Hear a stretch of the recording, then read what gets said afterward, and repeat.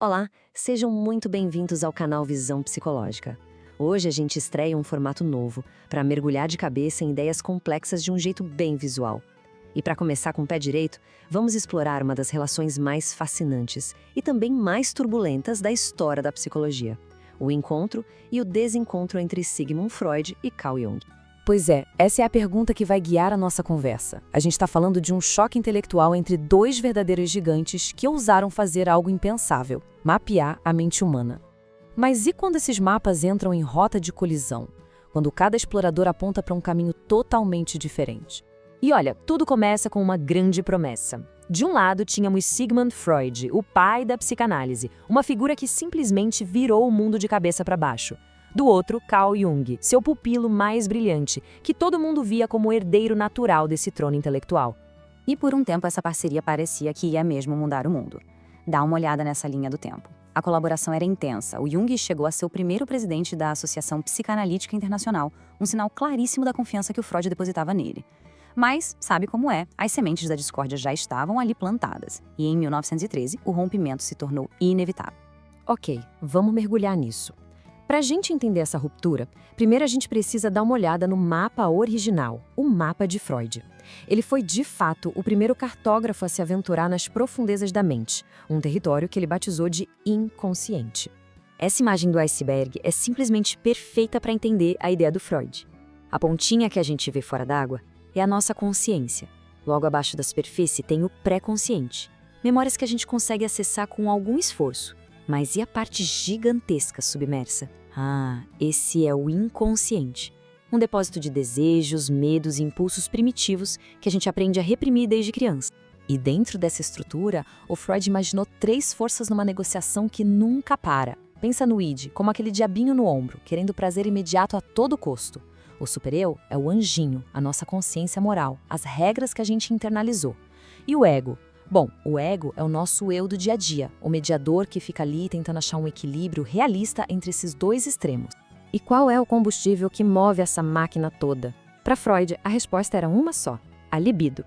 Ele via a libido como uma energia psíquica fundamental, uma força que vem, primariamente, do instinto sexual e que impulsiona quase tudo que a gente faz. Tá, mas como é que a gente acessa esse território imenso e submerso? Freud acreditava ter a chave. Como ele mesmo disse, os sonhos são a estrada real para o inconsciente. Seriam uma janela, sem filtros, para os nossos conflitos e desejos mais secretos. Só que essa visão, por mais revolucionária que fosse, não parecia completa para todo mundo. E justamente o seu discípulo mais promissor, o Carl Jung, começou a sentir que o mapa de Freud, embora genial, deixava continentes inteiros inexplorados. E é aqui que a história ganha um novo explorador. Se Freud foi o primeiro cartógrafo, Jung foi aquele que olhou para o mapa e disse: o mundo é muito, mas muito maior do que a gente imagina. E aqui, o mapa do Jung se expande de uma forma impressionante. Ele introduz o conceito de inconsciente coletivo. Imagina isso como um tipo de software psíquico que toda a humanidade compartilha, cheio de temas e símbolos universais, que ele chamou de arquétipos, como o herói ou a mãe. Para Jung, a libido não era só sexual, mas uma energia vital geral. E o objetivo da vida? A individuação. A jornada para integrar todas as nossas partes e nos tornarmos inteiros. Essa citação do Jung, ela resume perfeitamente a filosofia dele, né? A jornada mais importante não era só desenterrar o passado reprimido, mas era sobre um despertar interior, uma busca ativa por um sentido, por uma totalidade. Com mapas tão diferentes em mãos, a colisão era inevitável. Vamos agora ao epicentro do terremoto, as divergências que levaram à famosa e definitiva separação entre os dois. A divergência mais explosiva, sem dúvida, foi sobre o papel da sexualidade. Para Freud, ela era o motor de praticamente tudo. Arte, espiritualidade, tudo seria uma derivação, uma sublimação dela. Já o Jung discordava, e discordava profundamente.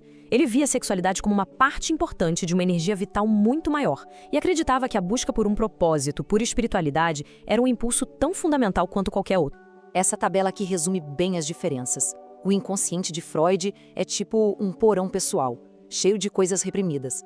O de Jung já é como uma vasta biblioteca de sabedoria coletiva da humanidade. E isso muda tudo. Para Freud, a terapia era mais hierárquica, o médico analisando o paciente.